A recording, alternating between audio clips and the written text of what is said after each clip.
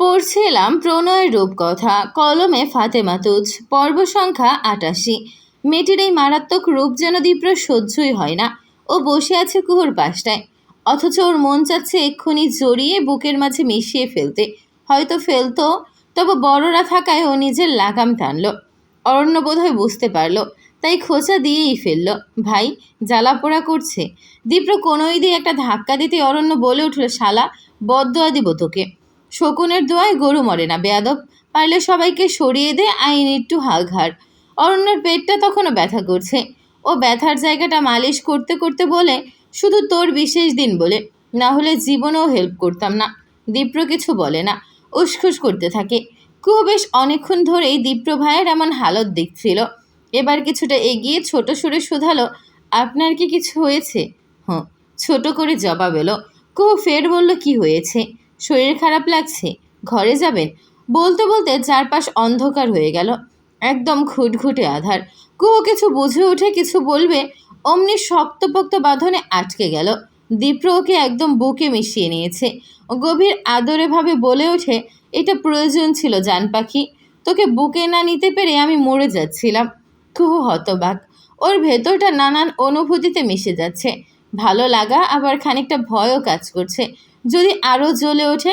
দীপ্র বলে, কুহু, তুই জানিস আমার বুকটা কতটা শান্ত হলো। এতক্ষণ মনে হচ্ছিল দম বন্ধ হয়ে আসছে, ঝড় চলছে, এখন শান্তি, সব শান্তি। বলতে বলতে চারপাশের বাতি জ্বলে উঠল। কুহুর ভয়টাই সত্যি হয়। দীপ্র তখনও কুহুকে জড়িয়ে, ওদিকে অরণ্যর মাথায় হাত। সে ভুল করে ভুল বাটনে প্রেস করে ফেলেছে। চারপাশে চাপা হাসির গুঞ্জন শুরু হয়েছে। বড়রা সব উঠে গিয়েছেন দবির বিহব্বল ছেলের কাহিনী দেখে। এদিকে কুহুটা কি আচরণ করবে তাই ভুলে গেছে। দীপ্র মেয়েটিকে ছেড়ে নেমে আসে অরণ্যর নিকটে। অরণ্যকে দেখেই দৌড়ে পালাতে থাকে। পুরো বিষয়টা রাত্রের মাথার উপর দিয়ে যায়। ও কুহুর কাছে এসে বলে, এটা কি হলো রে? কুহু মাথা নামায়, মিনমিনে সুরে বলে, কি জানি কি হলো, আমি তো বুঝতেই পারিনি রাত্রিপু। রাত্রি মিটমিটিয়ে হাসে, বলে, তুই শেষ কুহু, তুই শেষ। তোর বোনের ধৈর্য দেখছি একদমই নেই। উফ রাত্রিপু, উম এমন উফ রাত্রিপু বলা হচ্ছে। তবে দীপ্র ভাইও। বলতে বলতে অরণ্য লাফিয়ে এসে রাত্রির পেছনে লুকায়। দীপ্র চোখ রাঙাতে অরণ্য বলে, ভাই, আমি কি ইচ্ছে করে করেছি? সে যাই হোক, তোর কাজটা তো হয়েছে, আমায় কেন মারছিস? এতক্ষণে জল পরিষ্কার হয়। এই আলো চলে যাওয়া তবে দুজনের প্ল্যানে ঘটেছে। দীপ্র চোখ মুখ শক্ত করে। এই অরণ্য কোনো কাজ যদি ঠিক মতো করে, বড়রা হলুদ ছুঁয়ে চলে গিয়েছে, এ ছেলেকে বিশ্বাস নেই, আবার কি করে বসে। এবার গানের আসর শুরু হয়েছে, বাচ্চা পার্টিও সাথে আছে। ওরা হৈ হৈ করে নাচতে শুরু করেছে। ওদিকে পুরো অনুষ্ঠান, কোথাও কণা নেই। বিষয়টা কুহুর খেয়াল হলো মাত্র। ও বলল, কণাকে তো দেখি না। সবার আসর ভাঙল। রাত্রি বলল, হবে আশেপাশে। সন্ধ্যা থেকেই দেখিনি আপু, আমি মাত্র খেয়াল করলাম এটা। তোমরা দেখেছ? না। আচ্ছা, আমি দেখছি বলে রাত্রি উঠে যায়। কুহুর মনটা এদিকেই পড়ে থাকে। আশেপাশে খোঁজ করে, বাড়ির পেছনের অংশে কৃষ্ণচূড়া গাছের নিচে পাওয়া যায় কণাকে। উদাস হয়ে বসে আছে, দৃষ্টির সামনের দিকে। কণা, মেয়েটির ধ্যান ফেরে না। অদূর থেকে সামনের দিকে অগ্রসর হয় রাত্রি। আস্তে আস্তে ডাকতে থাকে, তবুও মেয়েটির ধ্যান নেই। রাত্রি এবার একদম কাছে চলে আসে, হাত দিয়ে বাহু ছোঁয়। এতে ওর ধ্যান ভাঙে। চোখ দুটো কেমন যেন হয়ে আছে, ওর শরীর কেঁপে ওঠে। রাত্রি ফের ডাকে, কণা। এবার আর কণা নিজেকে ধরে রাখতে পারে না। রাত্রিপো বলে একদম মেয়েটির বুকের সাথে মিশে যায়। রাত্রির ভেতরটা কেমন নড়ে চড়ে ওঠে। ও অশান্ত হয়। এই বোন, কি হয়েছে? কি হয়েছে সোনা? সব ঠিক আছে? ঠিক আছে। অশান্ত রাত্রি। ও ছোট থেকেই এমন। এই সবগুলো বাচ্চাই ওর যে বড্ড আপন, একদম বুকে নিয়ে বড় করেছে। ওর এহেন অশান্ত ছটফটে আচরণের বিপরীতে কণা জবাবই দিতে পারছে না, শুধু কাঁদছে অবিরতভাবে।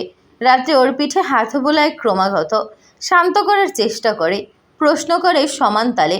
খানিক বাদে কণা বলে, আমার আমার কিচ্ছু ঠিক নেই রাত্রি আপু, আমার কিচ্ছু ঠিক নেই।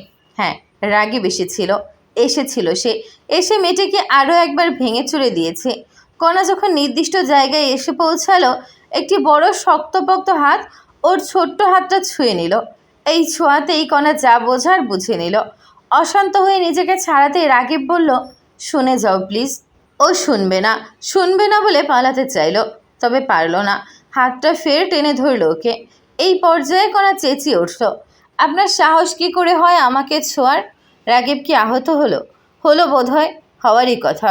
ও হাতটা ছাড়লো, বলল, আর ছুবো না। তুমি শুধু আমার কথাটা শোনো। মায়া এমন এক জিনিস যা এত সহজে ছাড়া যায় না। সেই মায়া থেকেই কণা দাঁড়িয়ে গেল। খানিক সময় গেল। রাগিব বোধহয় অশান্ত, খানিকটা বিভ্রান্ত। গতকাল আমার বিয়ে ছিল কণা শুনেছিল সে খবর, শুনেছিল, মেনেও নিয়েছিল। ও ঢোক গিলল, তবে চোখ দুটো কেমন যেন করতে লাগলো। কিছু বলবে না? কেন এসেছেন এখানে? একটা গল্প শোনাতে। আমি শুনতে চাই না। শুনে যাও প্লিজ, একটিবারের জন্য। কণা গিলে নেয়। এই লোকটা নিজের বাসর রাতের গল্প শোনাবে নাকি? শোনাবে কিভাবে বউকে আদর করেছে, কিভাবে ভালোবেসেছে। ওর এত কষ্ট লাগে, এত বেশি কষ্ট লাগে। ও আকাশ পানে চায়, শক্ত হয়। রাকিব বলে, তোমাকে ফিরিয়ে দিয়েছিলাম, তুমি এত ছোট, তার উপর রাত্রির বোন। আমি আসলে চাইনি তুমি কষ্ট পাও। কণা কান্নাটা গিলে নেয়। ঠোঁট কামড়ে বলে, কিন্তু আপনি কষ্ট দিয়েছেন, অনেক বেশি কষ্ট দিয়েছেন জানি। তাই যতই মাফ চাইবো কম হয়ে যাবে। মাফ চেয়েও লাভ নেই, আমি মাফ করব না। রাকিব শুকনোভাবে হাসে, বলে, জানি, করার কথাও না। আমি কোথাও না কোথাও তোমায় প্রশ্রয় দিয়েছিলাম। আপনার বলা শেষ? বলছি, তোমার কি খুব তাড়া? জি, আমার বোনের হলুদের অনুষ্ঠান। ও, ভুলেই গিয়েছিলাম। কি বলো তো, আজকাল মাথা এত কম কাজ করছে। লোকটা চাচ্ছে কি সে?